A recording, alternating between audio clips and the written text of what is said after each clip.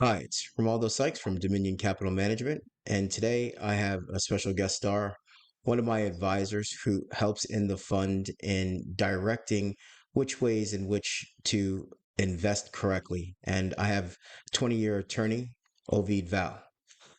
How are you doing today, Ovide? How you doing, Romy? Doing fantastic. It's always a great day. It's a pleasure seeing you.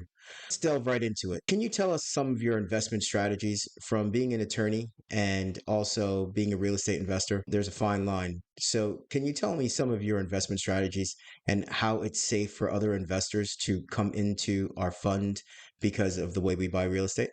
So the first thing that as if you're going to do the investment part of it, the stuff that we'll be doing, is you really have to know your market.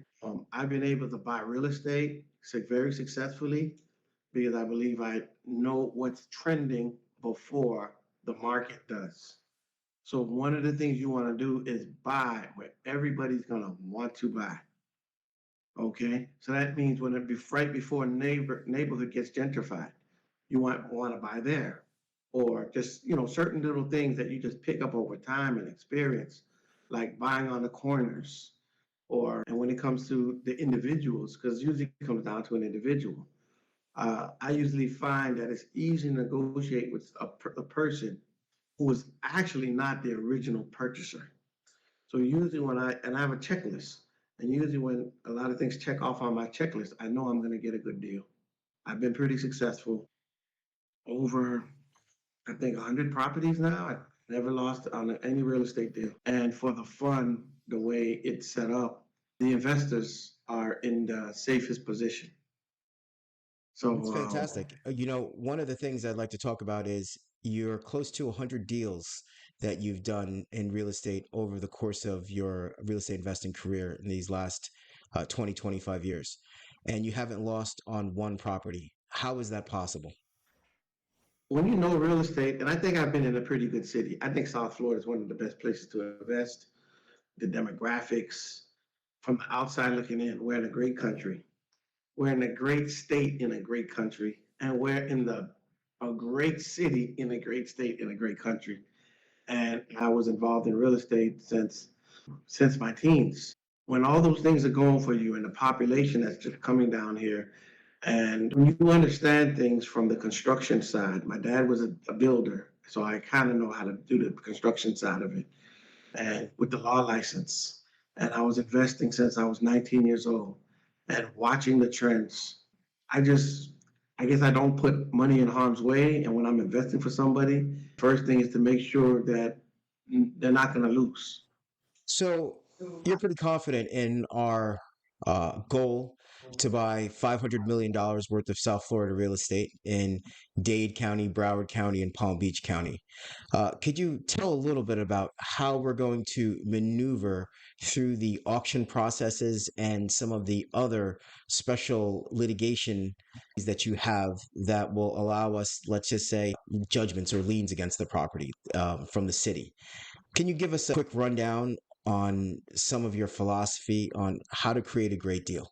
Sometimes you have to understand that you're buying something in a municipality.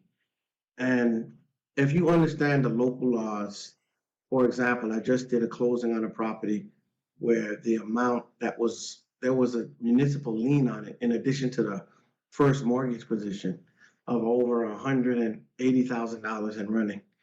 And I was able to argue it down to zero. Now, understanding how the law works, and when you know the facts are set up in a certain way, pretty confident that that was going to be the result. Because eventually, if they contested it, it would have to end up in front of a judge and somebody with my similar background and experience, and they would look at the set of facts that I would look at, and we would pretty much come to the same agreement. So we're able to get the property, we're able to sell it, and we're able to realize that extra profit of $180,000 simply because I knew that the liens would be down to zero. So that's just one of the ways, one of the strategies that's used to make money or realize equity in a property. That's not your normal way about going things. Because when you're real estate investing, some of the things you're supposed to look at is you're supposed to look at the deals that have the problems. But if there are problems that can be solved, especially through litigation, or, oh, I mean, the most important part of our situation is we're looking at the litigation side of how we can come and invest in properties that have a small problem that the law firm can handle. Can you explain just a little bit about that, your approach to that, and why is it safer, I believe, for investors to invest with Dominion Capital Management to invest with us? Well, I think it's safer because we do have the legal side covered. We're gonna make our analysis before we spend anybody's money, before we spend any of our money, which goes into every deal. There's been so many different situations that we've been involved with real estate. We pretty much know the outcome most of the time, so we have an advantage. Usually you find a good deal in a mess in the middle of a lot of litigation. Usually that's where you find the really good deals. Usually you'll find somebody, for example, you might have an owner who might not have the resources, and you'll have either an aggressive buyer or an aggressive lender, or you'll have somebody on the other side that's just taking advantage of their position. When I spot things like that, and the owner, instead of letting the owner lose everything, we come in and we find a win-win situation, and we can realize some profit, our investors will realize some profit, and we'll make sure that the person with the property won't lose everything as was intended. So you just have to find the deals, and you have to just keep making sure you're looking out for the community, and you're looking out for your investors, and you keep doing the right thing. And in the long run, you just keep growing. You know, you've been a great staple in the community for the last 20 years as a foreclosure and criminal attorney. Now, if someone is looking to invest 1 million to 5 million or 10 million or more in what we're doing, what's your best advice when you're looking to move large amounts of capital into our fund? Let's just say, for what we're doing, actually, as we're going to pick up the properties, like, why should someone invest with us instead of another fund? And I would say they should invest with us because of the, like you said, it's helping the community and our impact investing. We're making a difference in the lives of so many different people that do need our help. We have a track record. We haven't lost. Everything that I've been able to do is verifiable through the property appraiser's office, clerk of courts, the recording office. Also, we're prepared to set up the capital structure and the leverage structure where the investors will always be in a position to win. Most of the risk is going to be taken on by our team. When the investors are, we keep them in the safest position possible. That's extremely important because when people are looking to move large amounts of money, or if they're making this capital investment, especially, you're looking at a lot of the change of wealth that's going to happen. And they're saying that, a lot of the baby boomers are getting older. A lot of the people who are looking to invest are looking to look into safe investments. And I believe that's one of the things that we do have. What do you think about the upcoming, they're talking about the next market crash? How do you feel about that? And what would you say to those people? If the market crash is coming, where should they position their capital? I remember the last market crash. I was talking about it in 07, and it ended up happening in 08. I think when it came to real estate, what doesn't really go down are rents. So if I get a property, the way we do it is we make sure that the rents can always satisfy the debt, always. A lot of people got in trouble because they were buying properties where they were upside down, and they were buying properties where the rents could not satisfy the debt service. And when the rents can't satisfy the debt service, to me, it's always a mistake. That's something I would never put myself in that position. And historically, when you look at all the numbers, rents have not gone down. Even during the crash, the rents went down very slightly. So between debt service, between being able to get cheap debt, being able to pick up properties where the renters are basically can pay for it, we don't really get stuck with anything. We always have something that's performing. And a lot of people made mistakes. They were buying properties like a Ponzi scheme, and they were just hoping they weren't the last person stuck with the property. Every property we purchased, if we still had it, it would still be paying dividends. I mean, I would challenge anybody when they look at the prospectus or look at the what we've done, our deals in the past, and they see the amount that we bought the property for, they see the amount that we sold the property for, not only check the equity, but check the current market value. So I want them to be able to see that the property has gone up from the time we sold it. Not only that, the rental amount. What would the financing, and that's something that they might, well, homework they might want to do. What would be the debt service based on what we bought it from and based on what it's paying for rent? We're in a good position from the point of equity, from the point of resale, from the point of rental. So if the market crashes, I think that's a great opportunity. The reason it's a great opportunity, I mean, I could quote Warren Buffett, when there's blood on the street, that's when it's time to buy. But there's a lot of people who are hanging on and they need to sell. And when they need to sell, you usually get better deals. Then they sell at their discretion.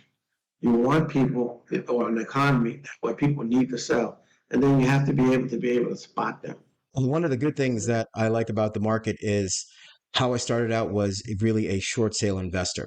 So being able to take a property that has a over leveraged mortgage, basically they owe more than what the house is worth. Then you could come in and banks, what they were doing was they used to sell notes in a bundle. And to be able to sell the notes one off, they called it a short sale. So instead of discounting the note, you were shorting the mortgage. Very similar things, but it had the same result. And doing short sales, we're able to create those equities that, some of the investors that we know because of the debt service, they were over leveraged. It works differently for us. Can you explain to some of the viewers out there, how does foreclosure litigation, foreclosure defense play its part into the short sale process or discounting the note? Very simple. You'll have, almost want a diagram to show, but anyway, you'll have two houses, and let's say they're the exact same house, and they're in the exact same neighborhood, right? And house A, the person doesn't fight the foreclosure. If it's worth, I'll put a number on it, 200,000. The bank will probably get the property back within 8 to 9 months, right? So they're going to get the asset back in 8 to 9 months.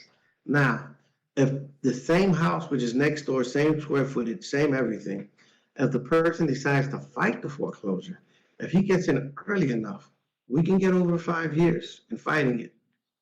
So immediately, the asset is worth less. If people understand the time value of money, and some people put the time value of money at 10%. So I started out as a real estate investor before Dominion Capital Management, and I've moved into the financing and starting a fund. But as I started my real estate investor career, what I was doing was short sales. And why I liked short sales was because I could take a mortgage that was over leveraged. Let's say the house was worth 1 million, but the mortgage on it was 1.5 million. Well, banks, what they'll do is they'll take a discount.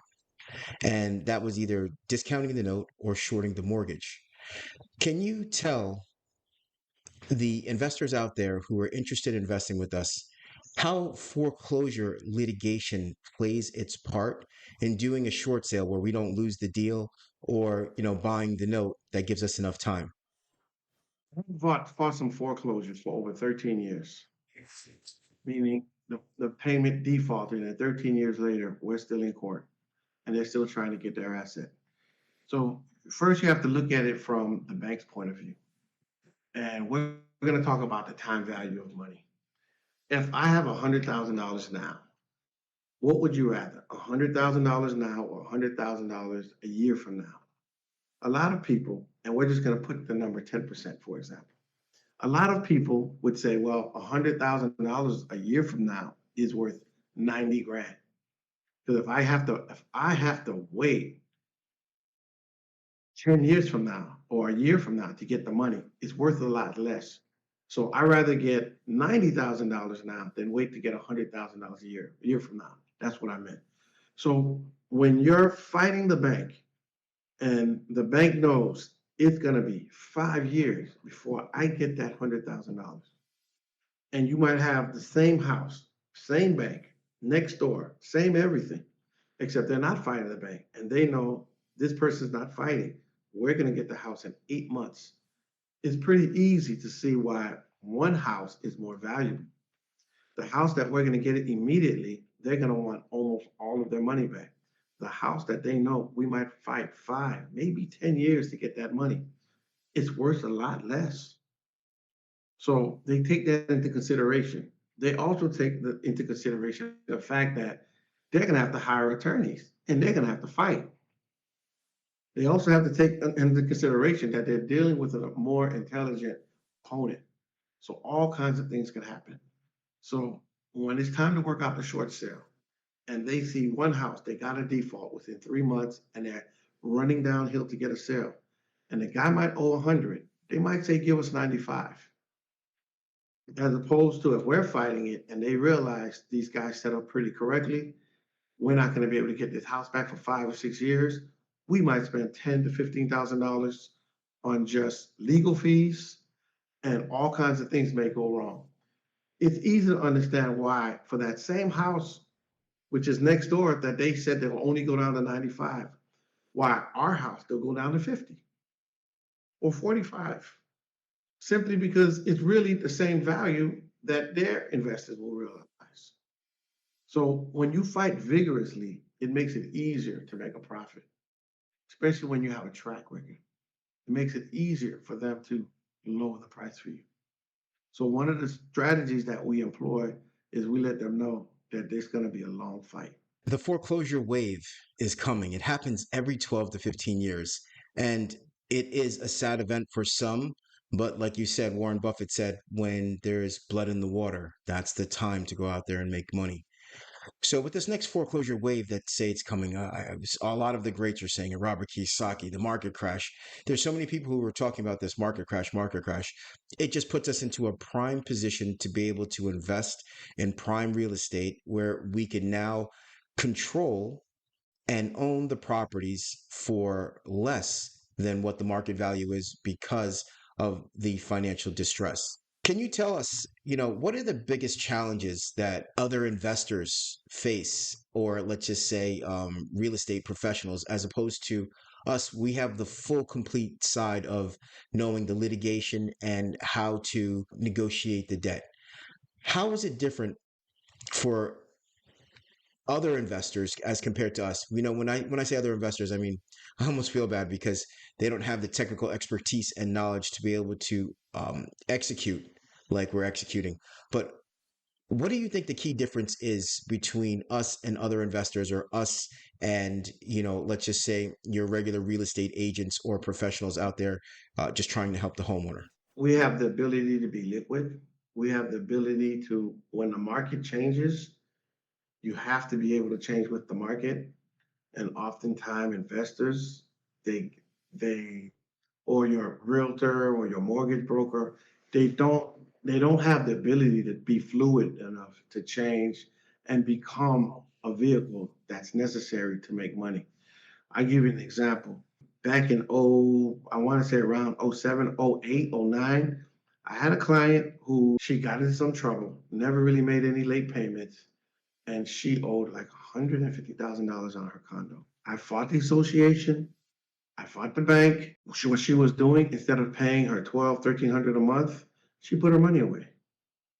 And if you put $1,200 away for, I guess, a year, that's somewhere around $14,000. We fought this for about 6 or 7 years. She saved up almost 100,000. We negotiated with the bank, and they gave her a payoff of 85,000. She had a little bit more cash saved up than the bank had actually asked her to pay off the mortgage. That's what I call a win-win. Now, when it comes to how do we take advantage and of the market, there are many clients out there who they're upside down on their mortgage. And I set up a client who had over 200 properties this way. He was buying association leads. And people were laughing at me when I would tell them, look, it's a good investment, just buy an association lead. And basically what that is he would spend $6,000 to $10,000 and he would buy the position of the association. He would then take possession of the condo or sometimes the homeowners association over the house. We would fight the mortgage. And remember, he paid between 5 and 10,000, sometimes at the high end 12,000. And now he's in the position of he owns the property. But his subject, which means he owns it, however, he's responsible to pay the mortgage. So he would take the property and begin renting it out. And I helped them basically set it up where he was making, for example, one instance where he bought it for 7,000, he had to pay like $5 or $6,000 to be in position where it's rentable. And he was all in for maybe 13,000, and he's renting it out for like $2,500 a month. And he did this for like 6 years. So are you telling me that, and I of course know this because I was actually helping the other investor with you, and it was closer to 300 properties that they were doing. But you're telling me that you were able to pick up an HOA lien, which is a secondary lien in second position to your first mortgage, and that you were able to control that property because now they weren't paying the HOA liens or fees, and they weren't paying the mortgages. So those two things set up where you could now control that property for, according to you, up to 5 years or longer and negotiate in it. Now, when you picked up these liens or when he picked up these liens, did that investor have to pay a debt service? Or was that rental income coming in without any debt service going out? We weren't paying the taxes, we weren't paying the liens. We paid attention to it to make sure they wouldn't get in the way of us being able to collect the rents or somebody taking over the property.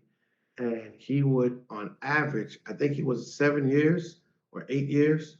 However, we can pretty much guarantee at least 5 years of collecting rent in some of these situations. And if you just look at the amount coming in, he was making about $30,000 a year on something that he paid maybe $12,000 max. This went on for 5, 6, 7 years. So when you do the math, his return is somewhere, the gross amount is over 150, 160,000 for a $12,000 investment. So Now, wait, is, are you saying that is that's that, like a 10, that's like a 10x investment if we're talking about it? If someone well, puts in 12,000 and, well, you're able to yeah, make 25,000 a year, we have, 30,000 a year, that's yeah, pretty extensive. when you're doing it with the critical numbers, the way we were able to do it, where you have multiple people into one fund, and the fund is controlling 100 of these properties. But I think Joe, yeah, he had way over 300. You're able to collect so much money so fast, and when you're rigorously fighting the banks, you're eventually what happens is every month a bank would say, "Uncle, sell it. We'll sell it to you guys at a very low price. We already have possession. We insert ourselves into the mortgage. We're fighting. We're defending them foreclosure. They would give us a great deal on the short sale. We would be able to, or the short payoff. We'd be able to just because now we have excess cash. Because if you have one property, you're making, the 2,500 a month times three times 12 is 30 grand. If you have that's like 300 grand a month. So every year we're able to pick up 2 and 3 properties and pay it off cash, which of course the equity is built up. You're still getting the rentals. It's just a win-win. Now, a lot of mortgage brokers, realtors, attorneys, and other real estate so-called professionals, they weren't fluid enough to just switch and deal with another business model. They just saw it that this is crazy. You're buying something that's under foreclosure. So a lot of them missed a great opportunity. At the end of the day, that investor who we won't name, I think he cashed out and retired in what, Colombia? Where is he now, Romy? Yeah, I do believe he went to Colombia. He cashed out on several of these properties. I hear he left with close to 50 million because that's what it was. So this is where Dominion Capital Management can now step in to fill the void of what's going on and how. He did very well. When I was dealing with him, it was him and his dad were doing it, and I think his dad passed away. And after that, he said, "Listen, I'm gonna enjoy the rest of my money," and he walked away with a ridiculous amount of money. I mean, there's an important part for some people that they know when to say when. The difference between us and those investors is that our win should be at the $1 billion or more mark.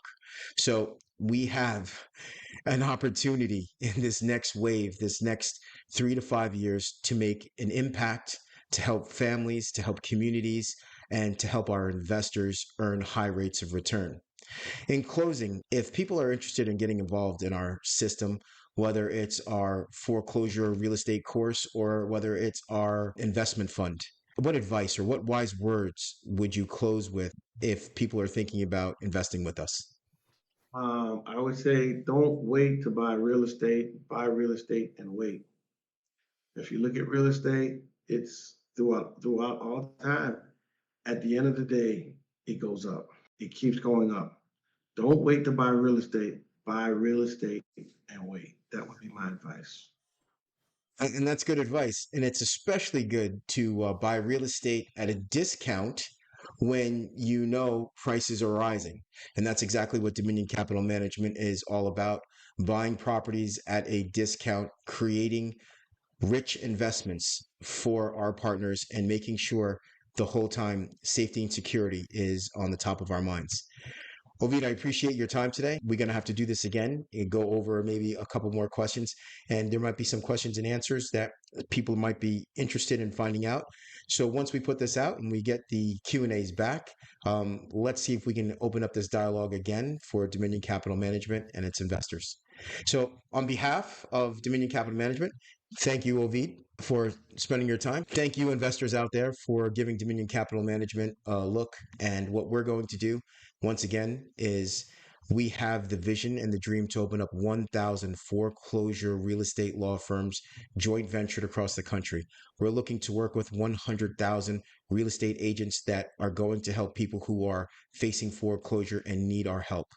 We're going to combine these two things with a nationwide marketing budget to bring in the right type of people who need the help, but at the same time, we're looking for the people who don't want properties. We're looking for the deals that are going to go out there. We're looking for vacants. We're looking for distressed.